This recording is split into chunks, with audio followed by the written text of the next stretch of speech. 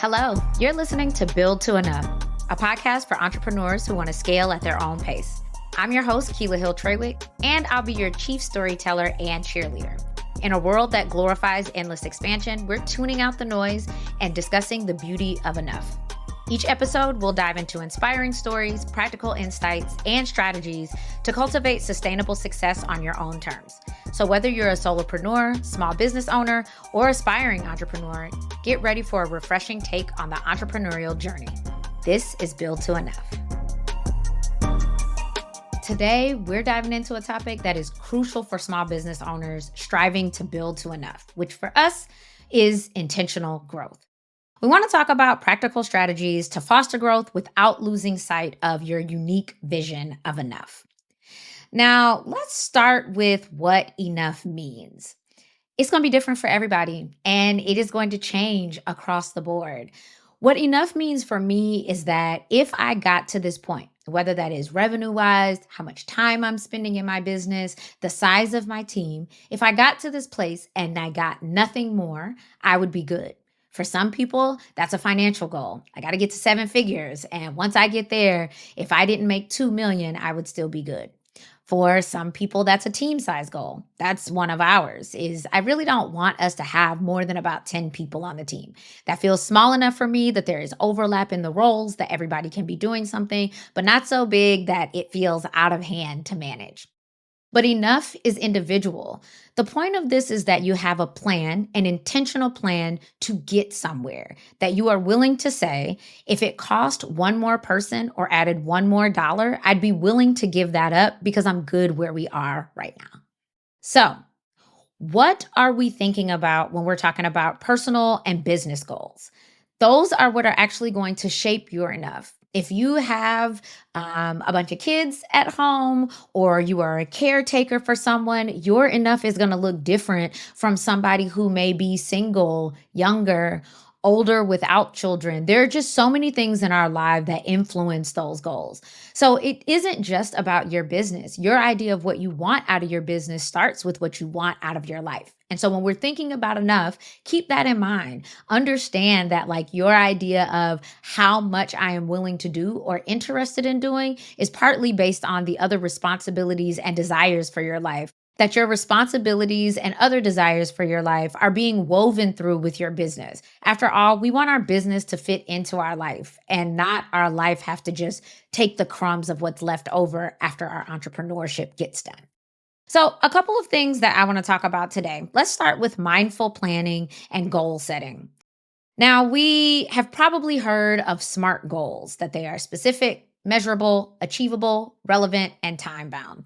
I'm not great at setting goals. I don't know what I'm going to be doing tomorrow half the time, let alone 5 years in the future. But I do think it's important to have an end step. Where are you headed? At least have a direction. So, yeah, maybe you've got these SMART goals down. You know exactly what you want to do and you're measuring it throughout like KPIs. Or maybe you're more like me and you just have a direction that you're aiming towards. Either way, you need to set something that has meaningfulness to you, that feels achievable, that you can get to and say, I know that I have actually achieved the goal that I set forward because these are the things that I was expecting as a result. You've also got to balance ambition with practicality. So, a lot of us in our industry and just professional service providers as a whole have ambition on lock. We are searching for, I am trying to reach this point. I am trying to hit this apex of what I think that my job or my business will do for me. But the reality is, there's only so much bandwidth to go around. No matter the size of your team, we're human beings, we're not robots, and there's only so much that we can do. So, you want to explore strategies to balance those growth aspirations with the practical limitations of having a micro business. Now, let me just aside to a micro business.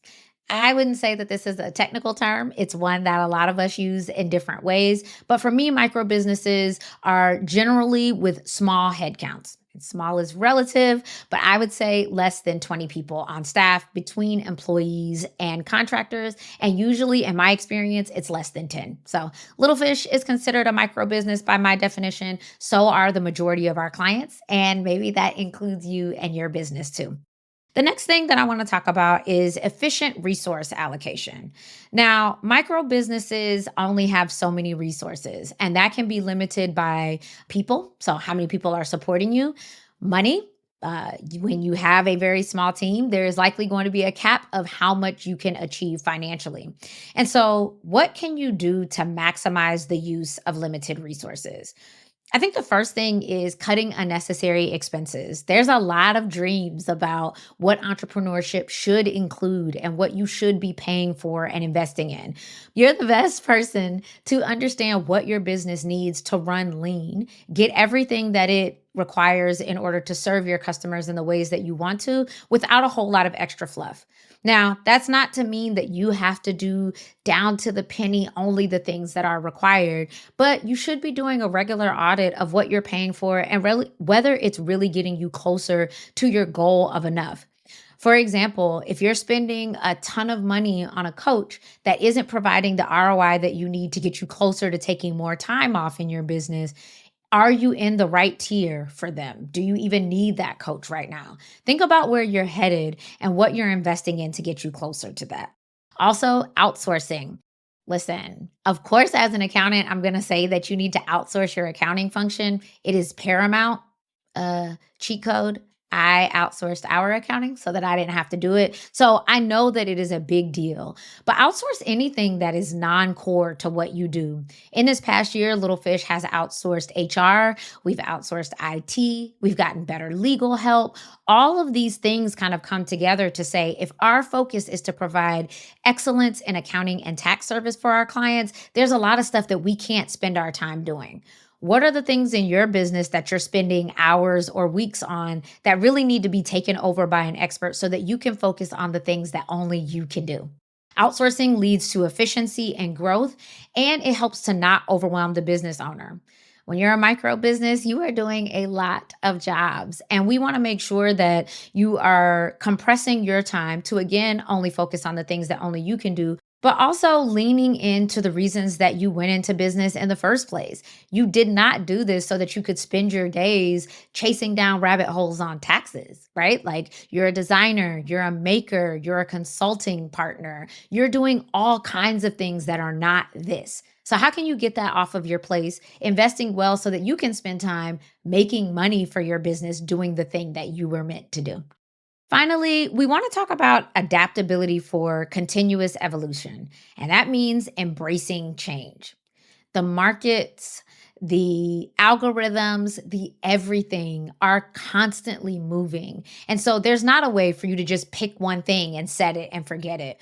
As a business owner, and especially as a tiny business owner, you need to be ready for those fluctuations that are going to happen in the environment that ultimately affect your business. This means being financially prepared so that when there are dips, you can cover what that will mean for your money. This also means looking ahead in your industry. What do you see as trends that you should be aware of that either you need to be compensating for in your business or at least being prepared for how that's going to change or make you pivot from what you do? There are so many successful micro businesses that were doing one thing, pivoted, and decided to do something else. And while there will be some dips and some adjustments while you figure out what your new business looks like, you've also got the ability to make these smaller tweaks to make your current business better. But they are all going to involve some kind of change. Finally, investing in knowledge. Continuous learning is so important. And that's not just the technical skills of the thing that you do, it is also all of the other things that are happening in business, in the world, in your country, in your community that are going to affect how you show up and when you show up for your clients and the people that you serve. So, what does this have to do with intentional growth? For me, intentional growth means that you are taking steps along the way to stop, pause, and make sure that this is even the business you want before you try to go bigger, better, greater, stronger, right? So, before you get to 12 employees, how are you treating the people, the two people that work for you right now? How are you making sure that before you hit that 7-figure goal, that you're doing well with the 6 figures that you're already earning, both with how you're bringing money in and whether that's scalable, and how you're spending and whether that is going to be something that you can consistently do? When we talk about setting goals, that intentional growth does start from checking in with yourself at regular intervals to say, is this still my goal? Do I even still want that for myself? And if not, should I stop, think about what I want for the business, and then make new changes?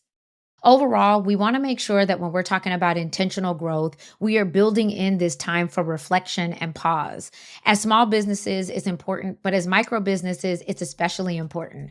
We have the ability to be flexible, to move when we need to, as fast or as slow as we want to. But it means that we've got to stop and be intentional along the way. I hope that this is helpful in getting you on your path to enough. Thank you for tuning in to another episode of Build to Enough. If you enjoyed today's episode, don't forget to subscribe, rate, and share the love with your fellow entrepreneur friends. And make sure to sign up for the Build to Enough newsletter. The link is in the show notes. Stay tuned for more episodes as we continue to redefine success one intentional step at a time.